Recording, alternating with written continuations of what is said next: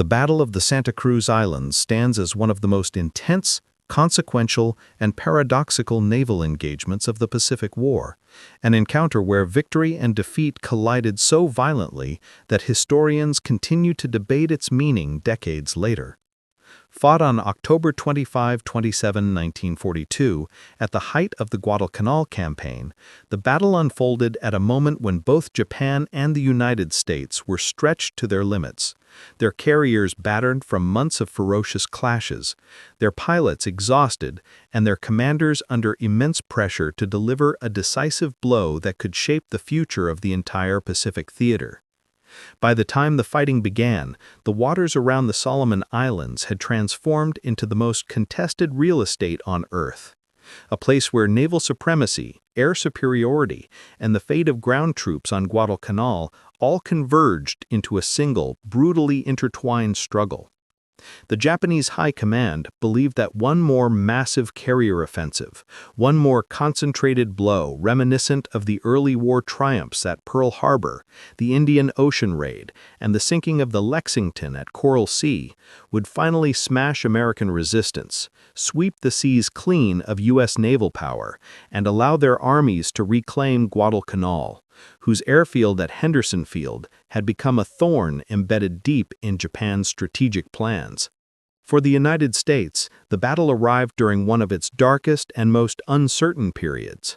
With only two operational fleet carriers left in the Pacific, USS Enterprise and USS Hornet, the U.S. Navy found itself forced into a confrontation it could not avoid, but was not fully prepared to fight. Yet despite exhaustion, damage, and the constant attrition of air crews, American commanders knew they had no choice but to stand and contest Japan's next move, because the fall of Guadalcanal could unravel their entire Pacific position, leaving Australia vulnerable, the sea lanes in jeopardy, and the initiative lost just months after the triumph at Midway. At its core, the Battle of the Santa Cruz Islands was a duel of nerves between two fleets that could barely afford the fight. Japan possessed more carriers and more aircraft, and their pilots were still among the finest in the world. Combat-tested veterans who had survived Coral Sea, Midway, and the Eastern Solomons. Yet the Japanese Navy faced a quiet but deadly problem. Every experienced pilot lost was irreplaceable, and their training pipeline, slow, selective, and outdated, could not produce replacements fast enough to sustain the brutal pace of 1942. The United States faced the opposite dilemma. American pilots were learning the hard way, gaining experience in the crucible of combat, but their numbers were limited and their carriers damaged.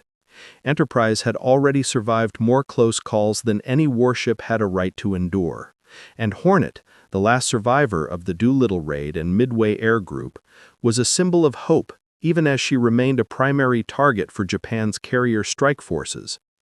Both sides entered the engagement knowing that one more loss, one more torpedo hit in the wrong place, one more bomb penetrating a critical deck could determine the fate of the Pacific for months, perhaps even years.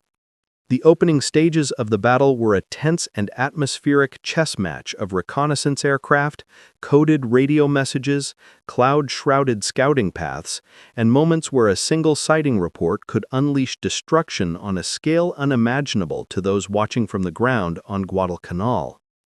When the Japanese vanguard finally located the American carriers, they launched a massive strike package designed to overwhelm the U.S. Combat Air Patrol and tear the heart out of the American fleet.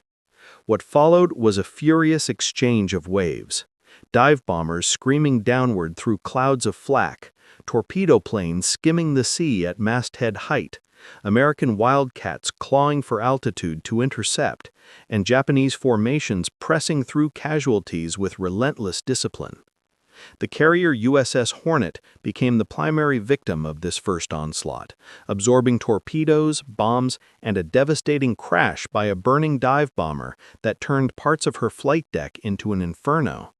Her crew fought tenaciously to keep her afloat, extinguish fires, and restore power, but the damage was catastrophic. Hornet was mortally wounded long before the order to abandon her was finally given. Enterprise, meanwhile, stood as the last operational American carrier on the battlefield, absorbing Japanese strikes with her anti-aircraft guns and maneuvering through torpedo salvos, bomb blasts, and near misses that sent geysers of water towering over her hull. Though battered, she survived, a miraculous endurance that would have profound consequences for the months ahead. By the time the battle ended, Japan had secured what appeared to be, on the surface, to be a dramatic tactical victory. Hornet lay at the bottom of the Pacific. Enterprise struggled back to port, and the United States found itself, for a brief period, without a fully operational fleet carrier anywhere in the Pacific Ocean. But the deeper truth of Santa Cruz was far more complex. Japan had achieved victory, but at a cost it could not bear.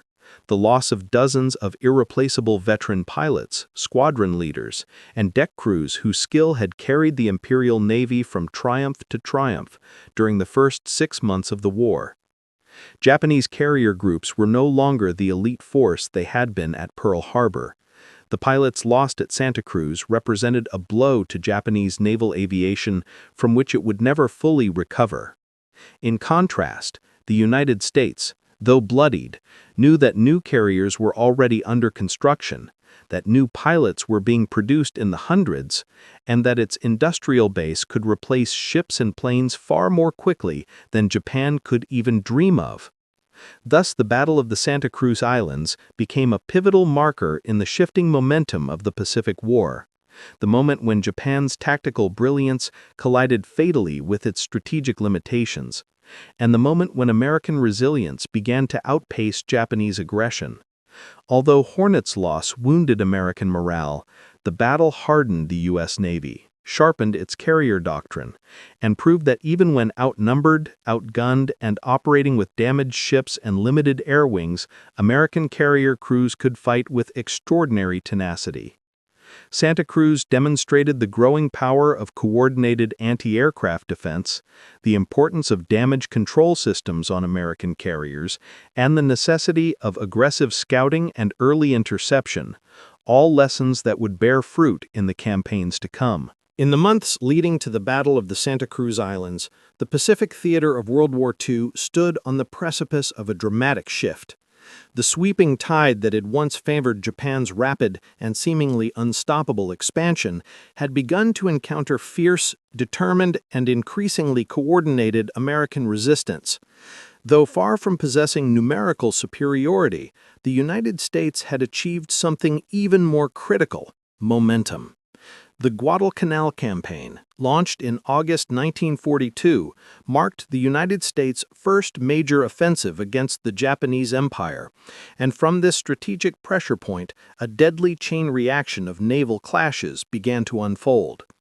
The waters surrounding the Solomon Islands became the crucible in which both navies would test not only their aircraft carriers, but their doctrines, courage, and capacity to adapt during a war unlike anything the world had ever witnessed. The strategic importance of Guadalcanal lay not in its jungles or mountains, but in the airfield the Americans had seized and named Henderson Field. Whoever controlled the airfield controlled the surrounding seas. This single strip of land disrupted the Japanese supply lines and threatened their operational ambitions in the South Pacific. The Imperial Japanese Navy, understanding the devastating implications of allowing the airfield to remain operational, committed its carrier forces, cruisers, destroyers, and land-based aircraft in a determined effort to dislodge the Americans. Meanwhile, the United States, still reeling from Pearl Harbor yet learning rapidly, recognized that the struggle for Guadalcanal would influence the course of the entire Pacific War.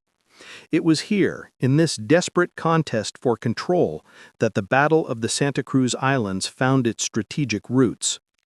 Both nations were exhausted. Japan, already stretched thin across an empire too vast to maintain, faced acute shortages of experienced pilots, an irreplaceable asset. Their carrier air groups still possessed deadly skill, but the losses from the battles of Coral Sea, Midway, and Eastern Solomons had begun to erode the elite core forged in the pre-war years. The United States, by contrast, had an emerging advantage: a pilot training system capable of producing fresh aviators in increasing numbers. Although these new pilots lacked combat experience, they represented a growing force that Japan simply could not match in the long term. By October 1942, the opposing fleets braced for yet another decisive engagement. The Japanese High Command believed that one more powerful strike, delivered with the full force of their remaining carriers Shokaku and Zuikaku, supported by the light carrier Zuiho, could crush American resistance at Guadalcanal once and for all.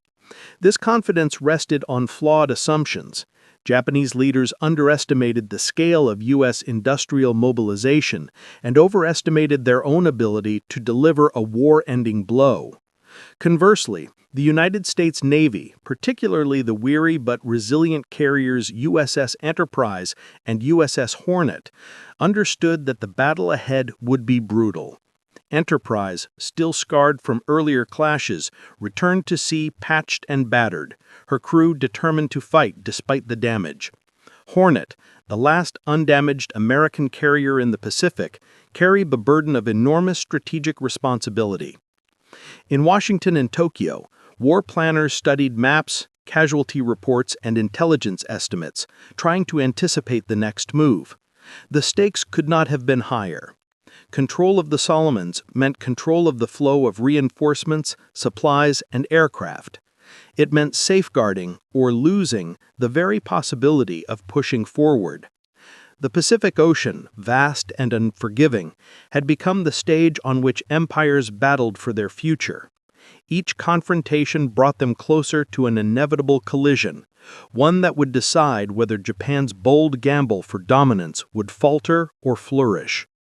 The strategic prelude to the Battle of the Santa Cruz Islands was therefore not defined by a single moment, but by a series of escalating pressures. The skies over Guadalcanal burned with aerial combat. Japanese troops launched night attacks along the island's ridges, while American Marines, exhausted and often outnumbered, clung to their hard-won positions. Naval supply runs turned into deadly nighttime duels, known as the Tokyo Express, as Japanese destroyers raced to reinforce their troops. Every engagement, whether successful or disastrous, fed into the larger conflict building offshore. Meanwhile, in the carrier task forces maneuvering across the ocean, sailors and pilots prepared for a clash they knew was inevitable.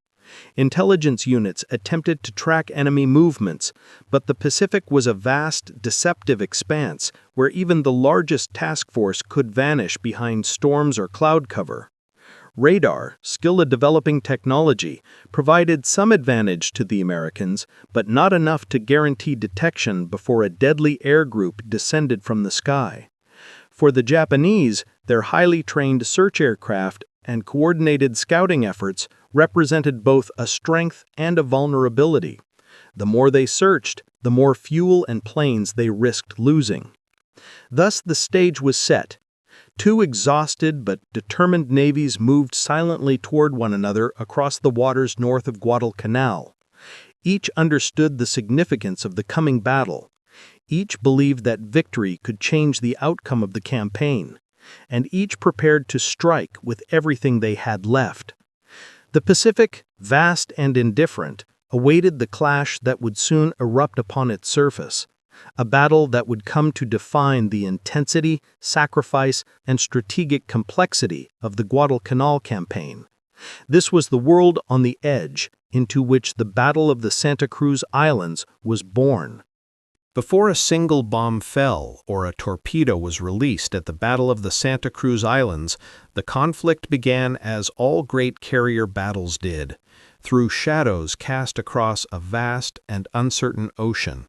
In the Pacific War, the true opening strike was not delivered by aircraft, but by the unseen duel of reconnaissance forces searching desperately for the enemy. Every carrier admiral knew that information was the most lethal weapon. The side that found the other first gained the priceless advantage of striking on its own terms. In October 1942, Both the United States Navy and the Imperial Japanese Navy understood that the next major battle around Guadalcanal would begin long before their aircraft carriers came into range of one another's strike groups. It would begin with scouting lines stretched thin, pilots navigating endless seas, and command staffs poring over half-deciphered signals and shifting reports. For the Americans, Task Force 16, centered around USS Enterprise and USS Hornet, moved cautiously northeast of Guadalcanal. The orders were clear: protect Henderson Field, disrupt Japanese reinforcement efforts, and prevent another devastating Japanese offensive. Yet the Americans had no precise knowledge of when or from where the Japanese would come. Intelligence units intercepted scattered glimpses of Japanese movements, but the waters north of the Solomons were a labyrinth of storms, currents, and naval deception. The fog of war was not a metaphor here. It was literal. Squalls could hide entire fleets, and powerful rain curtains could swallow scout planes whole. Even radar, which offered the Americans an advantage, was far from infallible. It extended reach, but it did not eliminate uncertainty. The Japanese, on the other hand, approached the coming clash with a sense of practiced precision. Their air scouting doctrine remained among the most advanced in the world, a product of pre-war naval aviation theories that prioritized long-range reconnaissance as the foundation of carrier warfare. Aboard the carriers Shokaku, Zuikaku, and Zuho, scouting crews prepared their Mitsubishi Type 97 Kate bombers and Type 00 Zeke fighters for search operations. These pilots were elite, tested in numerous battles, and trained in the unforgiving art of open ocean navigation. Yet even they felt the strain. October 1942 was a costly month for Japan's naval air forces, and the losses of skilled aviators meant that the reconnaissance teams no longer possessed the same seasoned consistency they once had. Before dawn on October 25, both fleets launched their search aircraft. Engines roared into the humid air, wings glistened with condensation, and crews mentally steeled themselves for missions that could stretch across hundreds of miles over featureless ocean. These early flights were among the most dangerous jobs in the carrier war. A pilot could fly for hours without sighting anything, low on fuel, only to vanish forever into waves that swallowed plane and crew alike without a trace. But the stakes required it. From the moment these aircraft lifted off, the hunt had begun. The Japanese scouting pattern was extensive, fanning out in broad arcs designed to sweep as much ocean as possible.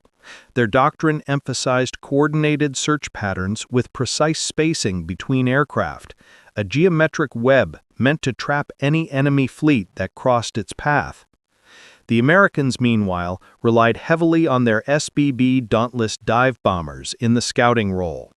Though slower than some Japanese scout planes, the Dauntless had exceptional range, and its pilots were trained in both reconnaissance and attack, allowing them to serve dual roles if necessary. As the morning sun climbed, both fleets braced for reports. Officers gathered in combat information centers. Chart plotters stood over maps with grease pencils, and radio operators strained to pick out faint signals amidst the static. Every few minutes a new message came in. Nothing sighted. Seas moderate. Visibility poor. And as the hours passed, tension grew. The Japanese expected the Americans to be near Guadalcanal. The Americans expected Japan to mount a major offensive. Both assumptions were correct, yet the Pacific remained eerily silent. Then, shortly before midday, the silence broke. A Japanese scout plane sighted American forces first. The report was not immediately precise, only a shadow on the horizon, a cluster of wakes, the silhouette of what appeared to be a carrier. But it was enough. The message crackled back to the Japanese flagship with unmistakable urgency. Admirals aboard Shokaku and Zuikaku immediately began preparing their strike groups. The opportunity they had been searching for was finally at hand. Yet even this critical moment contained an element of uncertainty. The scout plane's report lacked clarity on the American carrier's exact composition or heading. Japanese commanders debated whether they had located the main force or a detached group. In carrier warfare, a mistaken assumption could be fatal. Still, the imperative to strike first overshadowed hesitation. Orders went out to ready torpedo bombers, dive bombers, and fighters. On the American side, the initial sighting was still unknown. Their scouts continued searching through haze and storm bands. When a dauntless crew finally spotted the Japanese carriers, they reported their findings with determination, but also with the limitations of distance and visibility. Their message, though vital, was incomplete. A partial grid reference, glimpses of rising aircraft, and the unmistakable outline of at least one Japanese flat top.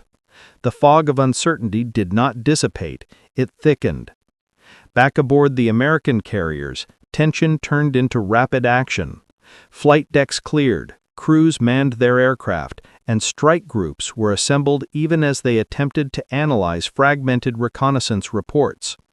Admirals Kincaid and Murray understood that in a carrier duel, hesitation could cost lives and ships. The Americans prepared their first waves even as they attempted to analyze fragmented reconnaissance reports. By late afternoon, the opening shadows of the hunt had stretched across the ocean. Both fleets had found each other, if imperfectly. Both now believed they had the chance to land the first decisive blow. The reconnaissance phase, which had begun with uncertainty and risk, ended with two powerful naval forces setting their sights on one another. Nightfall promised no relief.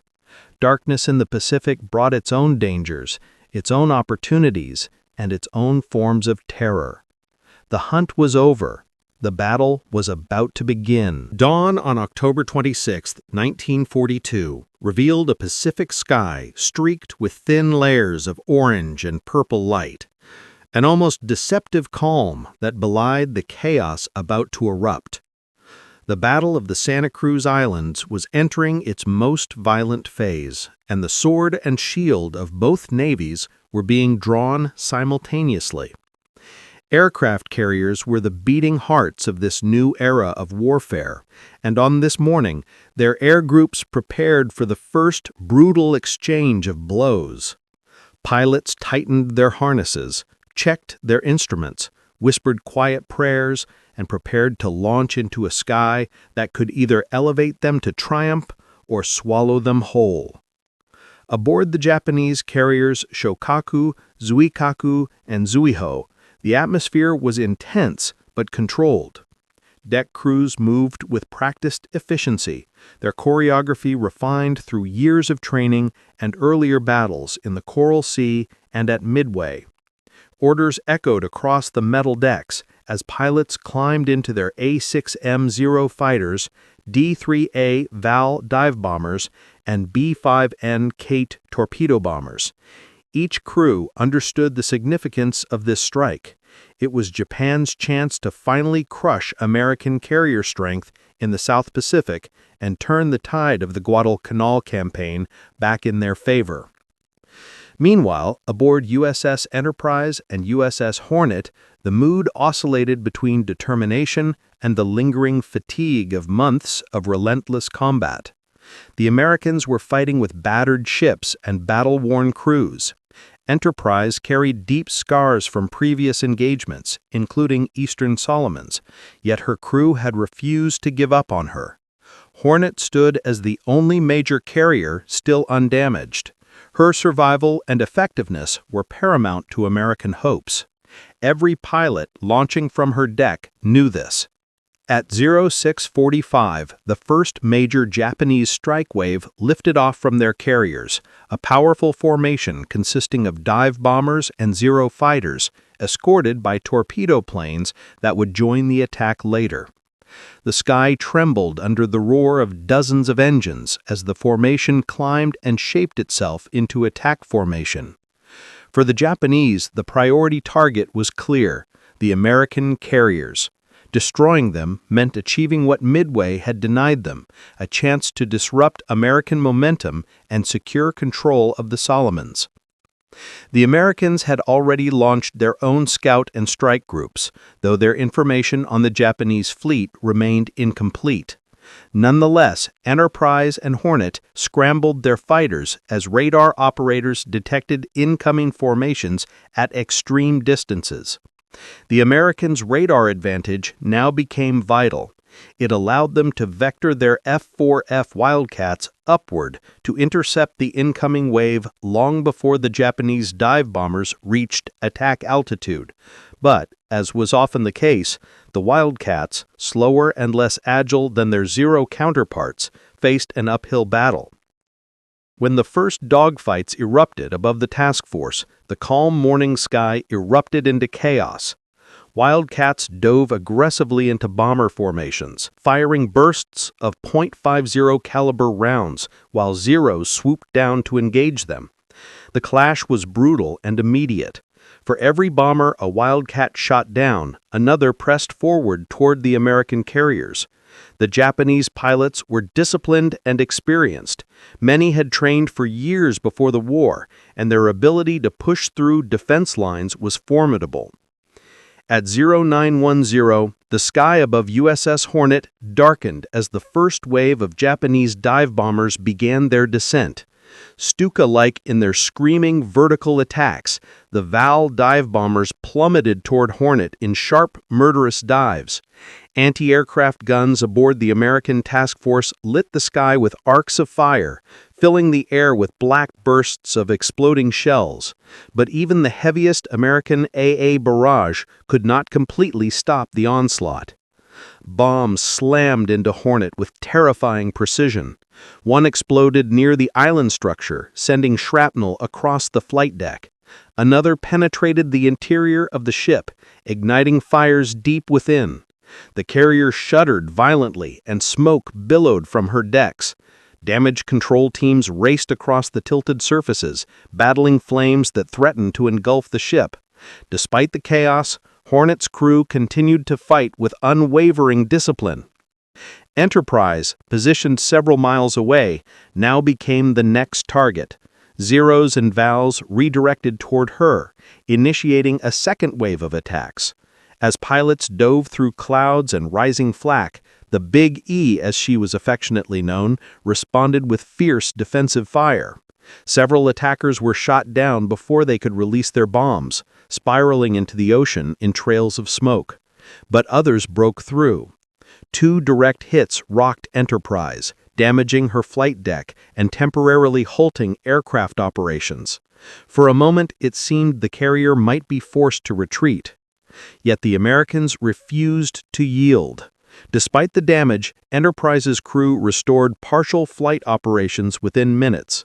Her fighters clawed their way back into the sky, while dive bombers and torpedo squadrons continued preparing for retaliation. The first waves of battle were a brutal exchange, both sword and shield drawn, both sides bleeding heavily. The Japanese, though successful in scoring hits, paid a tremendous price. Their pilots, flying long distances and enduring intense fighter resistance, began suffering unsustainable losses. Several torpedo bombers, attempting to line up on Enterprise, were shredded by anti-aircraft fire. Dive bomber formations were broken apart by Wildcats before they could reach proper attack altitude. Even as they inflicted damage, their air groups were shrinking. By late morning, as the first major wave of strikes ebbed, both sides stared across the ocean through smoke-filled skies and realized that the battle had only just begun. The Americans had survived the initial onslaught, though heavily damaged. The Japanese had executed strong attacks but lost many elite aviators. The next phase of battle would determine everything. Who could launch the next decisive blow, and who could endure the escalating storm? The first waves had passed, the sword had cut deep, and the shield had held, for now. The morning skies above the Santa Cruz Islands had already been ripped open by fire, steel, and smoke. But as the battle intensified, one ship, USS Enterprise, would once again become the symbol of American endurance. Known as the Big E, she had fought at Pearl Harbor, the Marshalls, Wake Island, the Coral Sea, Midway, and the Eastern Solomons. At Santa Cruz, she would face yet another crucible. Damaged, outnumbered, and targeted relentlessly, Enterprise stood as the final major carrier capable of launching counterattacks after Hornet had taken devastating punishment. Her crew understood that the survival of the Guadalcanal campaign, and arguably the momentum of the Pacific War, rested upon her ability to stay alive and keep fighting. When the first Japanese strike wave withdrew, Enterprise's flight deck was a scene of controlled chaos. Smoke still drifted from earlier bomb hits. Firefighting teams soaked the smoldering planks with seawater, while repair crews hammered steel plates over ruptured sections. Below decks, engineers fought to stabilize electrical systems, patch fuel lines, and cool overheated machinery. Despite the damage, Enterprise remained operational, though just barely. Captain Osborne Hardison refused to pull away. The carrier's air group needed every possible second to rearm, refuel, and prepare for the next strike. Meanwhile, American pilots returning from scouting missions and partial strike attempts began landing amid the haze. Many arrived with fuel gauges dangerously low, others with bullet-riddled wings or jammed landing gear. Flight deck crews sprinted across the deck, dragging damaged aircraft aside so that the next bomber or fighter could touch down. Every landing was a gamble, yet Enterprise's deck teams worked with a precision born of months of desperate combat. They knew that the next major strike from the ship could make the difference between victory and annihilation.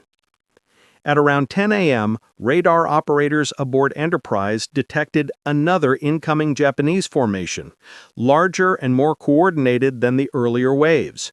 The air raid alert sounded for the second time that morning. Anti-aircraft crews rushed back to their stations, readying 5-inch guns, 40mm Bofors, and 20mm Oerlikons.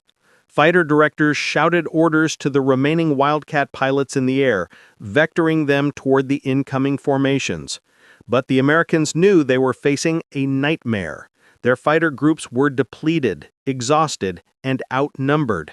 Enterprise would have to weather a storm with far fewer defenders than before. The Japanese second wave was ruthless. Composed of elite dive bomber units from Shokaku and Zuikaku, escorted by skilled Zero pilots, the formation descended upon Enterprise like a spear aimed directly at the heart of the U.S. fleet. As they approached, the sky erupted into a deadly web of tracers and black anti-aircraft bursts. The air shook with explosions. Several vols were shredded mid-air, spiraling downward in flames. But too many slipped through. The first bomb struck near Enterprise's forward elevator, blasting fragments across the flight deck. A second bomb punched through the deck near the island structure, exploding deep within the ship and igniting massive fires. The shock wave knocked sailors off their feet and sent burning debris flying into the sea. A third near miss shook the hull violently, rupturing ventilation systems and causing temporary blackouts below deck. For a moment, it seemed that Enterprise might succumb to the same fate as Hornet. Flames roared unchecked in damaged compartments. Smoke poured from jagged holes in the deck. Communication lines crackled with failures. Yet despite the devastation, the crew fought with unmatched resolve. Firefighting teams, some already burned and exhausted from earlier battles, charged into blinding smoke. Repair crews sealed off flooded compartments. Medics treated wounded sailors as bombs continued to fall around them. Above the chaos, Enterprise's remaining Wildcats continued dogfighting Zeros with desperate ferocity. Each fight was uneven. The Zeros were faster, more agile, and flown by more experienced pilots. But the Wildcats were rugged, heavily armed, and piloted by men who understood what was at stake. They clawed at Japanese formations, breaking up attack runs and buying Enterprise precious seconds between bomb drops. Despite the beating she took, Enterprise refused to die. Her engines held, her rudder responded, and her flight deck, though scarred and barely intact, remained capable of launching aircraft. That single fact changed everything. As the Japanese second wave withdrew, believing they had crippled the last operational American carrier, Enterprise's flight deck teams prepared the next strike. SBD Dauntless dive bombers, each armed with 500 or 1,000-pound bombs, lined up for launch. TBF Avenger torpedo planes, despite suffering heavy losses earlier in the battle, were rearmed and readied as well. The Americans knew that Hornet was failing, and Enterprise was now the only ship capable of carrying the fight to the Japanese carriers. At 11:15 a.m., Enterprise launched a counterstrike. The aircraft soared into the sky, some flown by exhausted pilots who had already fought earlier in the day. As they climbed through clouds still thick with smoke, they formed into attack groups and turned toward the last known position of the Japanese carriers. What followed was one of the most determined American counterattacks of the Guadalcanal campaign. Dauntless dive bombers located Shokaku and dove through a curtain of anti-aircraft fire to score multiple hits, tearing open her flight deck and damaging her ability to launch aircraft. Torpedo planes attacked nearby destroyers and cruisers, forcing Japanese escorts to break formation and maneuver wildly. While not enough to sink the carriers outright, the American counterblows significantly disrupted Japanese operations. Back aboard Enterprise, damage control teams continued fighting to keep the ship alive. Fires raged for hours. Flooding threatened to overwhelm critical compartments. Ammunition magazines had to be cooled repeatedly to prevent catastrophic explosions, but the ship endured. Slowly, the flames receded. Systems came back online. Air operations resumed in limited capacity. By mid-afternoon, Enterprise was battered but still afloat and still deadly. As the battle entered its final acts, Enterprise stood as the last symbol of American resolve in a sea filled with burning planes, sinking ships, and drifting smoke.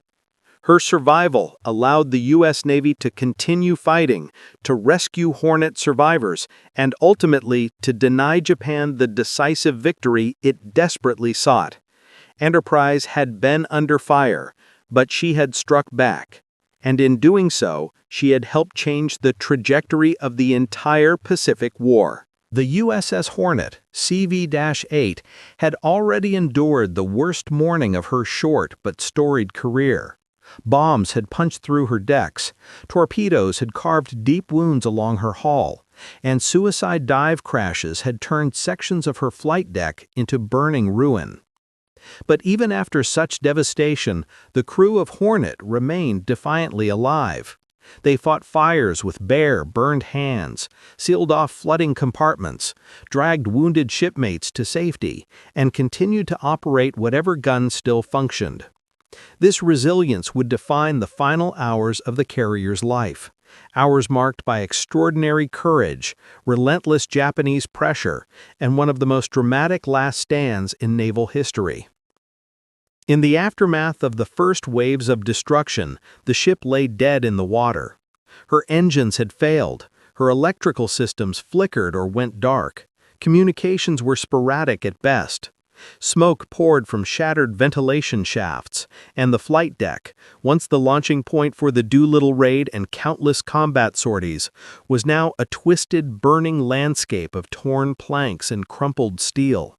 The ship's list deepened as water surged into multiple compartments, yet Hornet refused to sink. Admiral George Murray and Captain Charles P. Mason acted swiftly. Damage control teams were reorganized. Firefighting hoses were rerouted through undamaged bulkheads. Medical stations were moved further below decks to avoid spreading fires. Even though Hornet had been rendered unable to launch aircraft, her crew continued to operate anti-aircraft batteries with astonishing discipline. The sky above the ship crackled with American fire as every available gun opened up on incoming attackers. But the Japanese were not finished. Recognizing that Hornet was crippled but not yet destroyed, they prepared a second strike specifically aimed at sinking the carrier once and for all. Their goal was to remove the last undamaged American carrier from the battle, ensuring that the U.S. Navy would be unable to contest the waters around Guadalcanal. Shortly after 11 a.m., Japanese aircraft appeared once more through the smoke-filled horizon. Dive bombers and torpedo planes bore down on Hornet in coordinated waves. American fighters, exhausted, low on ammunition, and numerically overwhelmed, did what they could, but the bulk of the defense fell to the ship's anti-aircraft guns and those of the nearby destroyers. As bombers began their steep dives, Hornet's gunners fired upward with a ferocity born not of hope but of duty. They knew the ship was mortally wounded. They were determined not to let her die easily. At least 3 torpedoes found their mark. Each impact shook the ship like an earthquake. Entire compartments collapsed, bulkheads deformed, and fires erupted full force once again. Crew members were thrown from their stations, many never to rise again. The lights that had flickered earlier now went out entirely. Hornet was plunged into a darkness broken only by flames in the glow of emergency lanterns. Then came another dive bomber strike. One Val dive bomber, hit by anti-aircraft fire, deliberately plunged into Hornet's side, erupting in a fireball that engulfed nearby crewmen. The bow sank deeper, the list worsened, and it became clear to every officer aboard, Hornet could no longer be saved. Captain Mason gave the order no sailor wishes to hear: abandon ship. It was delivered calmly, firmly, without hesitation. Deck officers relayed the command throughout the vessel. Sailors scrambled to lower life rafts, assist the wounded, and gather atop the listing flight deck. Some descended ropes directly into the sea, while others clung to floating debris. Destroyers USS Anderson and USS Mustin moved in to rescue survivors, pulling hundreds of oil-coated sailors from the waves. Even after the order to abandon ship, Hornet did not sink. She drifted slowly, fire still burning, a silent and broken giant refusing to die. The Americans could not allow her to be captured or salvaged by the enemy. As Japanese aircraft still lurked nearby, the decision was made to scuttle the carrier. Destroyers lined up beside Hornet and unleashed torpedoes into her hull. Several struck home, but astonishingly, Hornet remained afloat. Shells from 5-inch guns slammed into her superstructure, tearing through bulkheads and igniting secondary fires, yet still the carrier refused to slip beneath the waves. It was as if the ship herself clung stubbornly to life. Night fell. The Japanese fleet approached. With the enemy closing in and the ship still somehow refusing to sink, American destroyers were forced to withdraw. Hornet, still burning and barely afloat, was left behind. Only then did Japanese destroyers finish the task the Americans had begun. Firing their own torpedoes into the drifting hull, they finally delivered the fatal blows. Just after 01:30 a.m. on October 27, 1942, the USS Hornet rolled to port, her bow tilting into the Black Pacific. With a final groan of tortured steel, she slipped beneath the surface and vanished into the deep. Hornet's loss was devastating for the U.S. Navy. She was one of the last pre-war carriers left in the Pacific, the ship that had launched the Doolittle raiders, fought at Midway, and served as a symbol of American resilience. Yet her final moments became a story not of defeat, but of unwavering courage. Her crew's refusal to abandon their duties, their relentless fight against overwhelming odds, and the ship's incredible endurance ensured that Hornet's name would live on in naval history.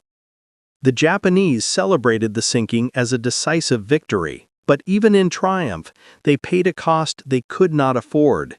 Dozens of irreplaceable pilots lost, aircraft destroyed, and carrier decks damaged beyond quick repair.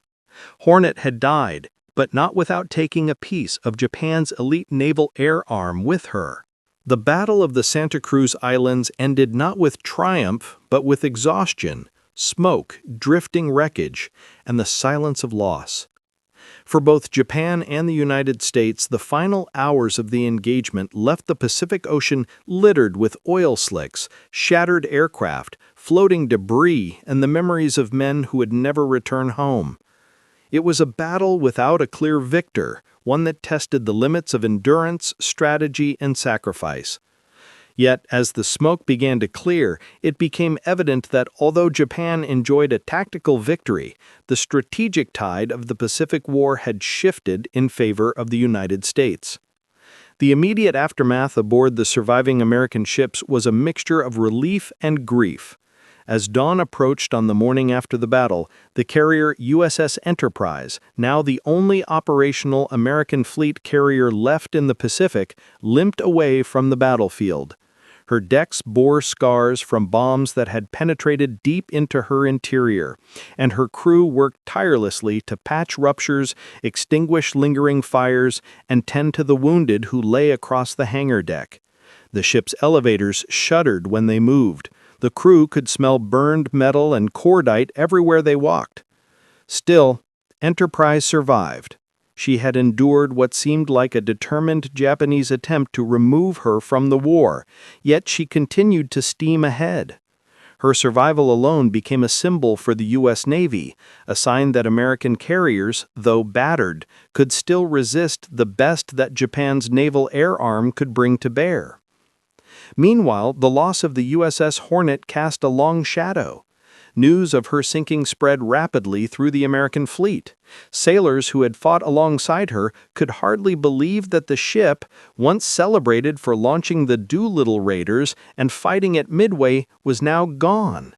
Her hull lying at the bottom of the Pacific, her flight deck never again to launch American aircraft.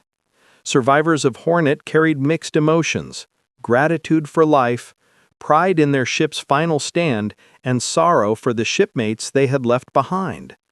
As rescue operations continued, American destroyers pulled exhausted, oil-soaked men from the sea. Some survivors were silent, overwhelmed by shock.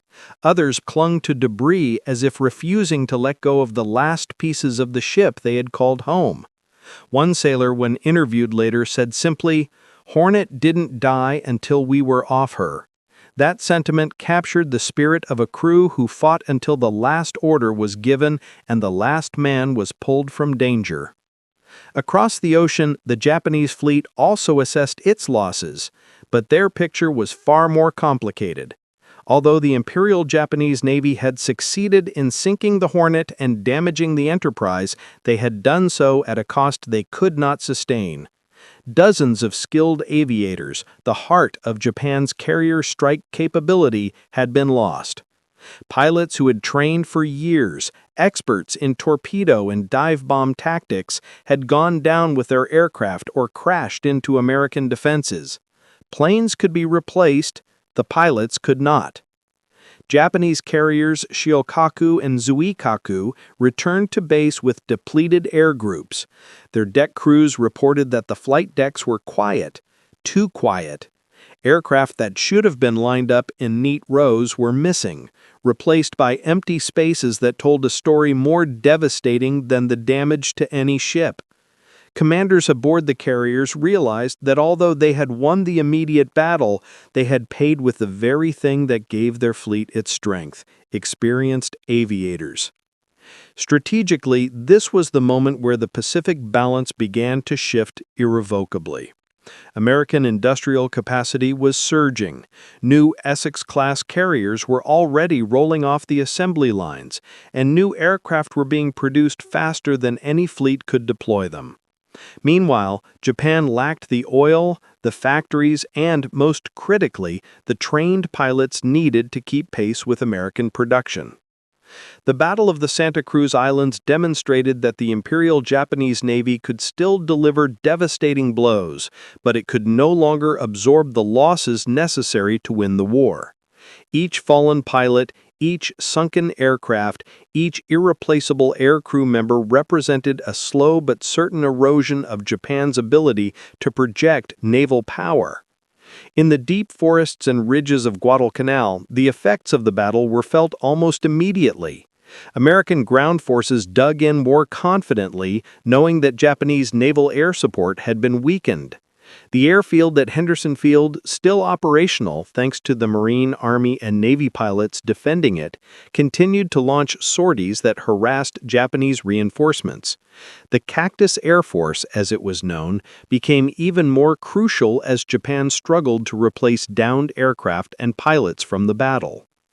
The psychological impact of the battle rippled throughout both nations. For the Japanese public, news of the sinking of Hornet brought celebration and renewed morale. The Imperial Navy emphasized its ability to defeat American carriers, presenting Santa Cruz as proof that Japan still held supremacy in carrier warfare. Yet behind closed doors, Japanese commanders privately admitted that their victory had come at too high a cost. Their pilot losses were comparable to a slow hemorrhage, one that would become fatal only months later. For the American public, the loss of Hornet was a painful reminder of the cost of the Pacific War. The United States had lost another key vessel, and the Navy seemed stretched thin. Newspapers printed headlines announcing the carrier's sinking, photographs of survivors, and stories of heroism aboard both Hornet and Enterprise. But what the public did not yet fully understand was that this battle had marked the beginning of the end for Japan's naval air dominance. As the weeks passed, analysts in Washington and Pearl Harbor studied the outcome of the battle. Their conclusion was clear. While the U.S. Navy continued to take heavy hits, Japan was losing something far more valuable: its ability to fight the next battle with equal strength. The months following Santa Cruz proved this assessment correct. In 1943, during the battles of the Solomons and the Central Pacific, Japan's weakened air wings were unable to mount the same concentrated, coordinated attacks that had made early war Japanese carrier groups so lethal. Many new pilots were hastily trained, their skills a pale imitation of the seasoned aviators lost at Coral Sea, Midway, Eastern Solomons, and now Santa Cruz. In retrospect, historians view the Battle of the Santa Cruz Islands as one of the final moments where Japanese carrier aviation truly threatened to knock the U.S. Navy out of the Pacific. It was the last time Japan fielded large, well-coordinated, and experienced air groups capable of inflicting serious damage on multiple American carriers. Even though the battle ended with the loss of Hornet and damage to Enterprise, the strategic outcome was unmistakable. Japan had won its last victory in the carrier war. The cost of that victory ensured that it would never win another.